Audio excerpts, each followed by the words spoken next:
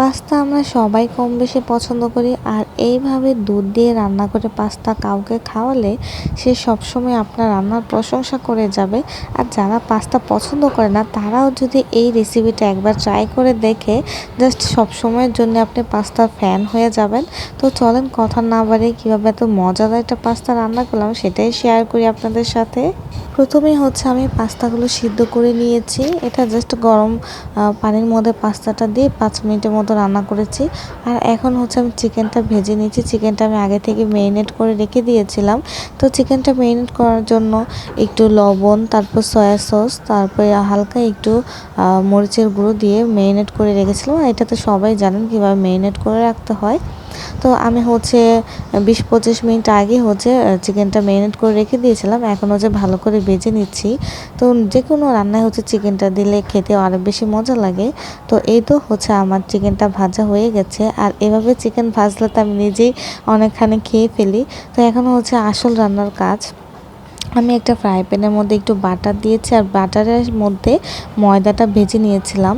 এই ময়দাটা যখন এরকম বাদামি বাদামি কালার হয়ে যাবে তখন এর মধ্যে হচ্ছে দুধ দিতে হবে। তো আমি অনেকটাই দুধ দিয়েছিলাম, আর দুধ দেওয়ার সাথে সাথে দুধগুলো যেন কোথায় চলে যাচ্ছে বুঝতেই পারছিলাম না।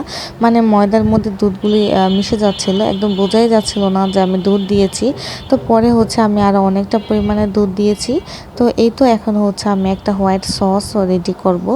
এটা মানে দুধ দিয়ে এই পাস্তাটার রেসিপির নাম হচ্ছে হোয়াইট সস পাস্তা। এটা এত বেশি মজা হয়। এই মজার মেইন রেসিপিটাই হচ্ছে এই সসটা বানানো। এটা যত বেশি মজা করে বানানো যাবে পাস্তার টেস্টে অনেক মজা হবে। তো এই তো দুধ আর হচ্ছে ময়দা দিয়ে আমি কিছুক্ষণ নাড়াচাড়া করার পর এর মধ্যে আমি চিনি অ্যাড করেছি, তারপর হচ্ছে গোলমরিচ, শুকনো মরিচ, সামান্য একটু লবণ অ্যাড করে দিয়েছি।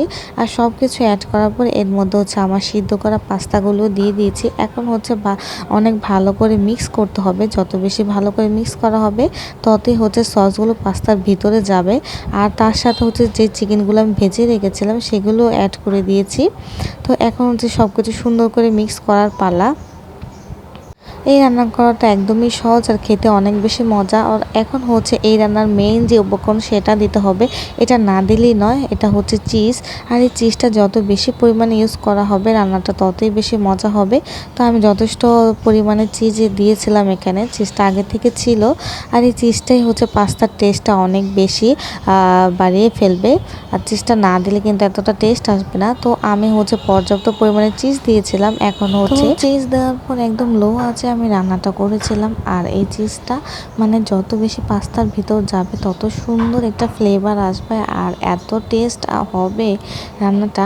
তো এই তো দেখেই বোঝা যাচ্ছে কতটা ইয়ামি হয়েছে। তো আমার কাছে মনে হচ্ছে দুধটা মনে হয় কম হয়েছে, আর একটু বেশি দিলে ভালো হতো।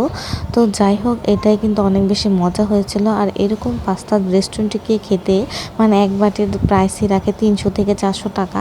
তো এটা বাসায় খুব সহজে বানিয়ে নেওয়া যায়। তো আমার আজকের রান্নাটা কার কাছে কেমন লেগেছে অবশ্যই কমেন্টস করে জানাবেন। আর আমার ছোট্ট চ্যানেলটি সাবস্ক্রাইব করে পাশে থাকবেন।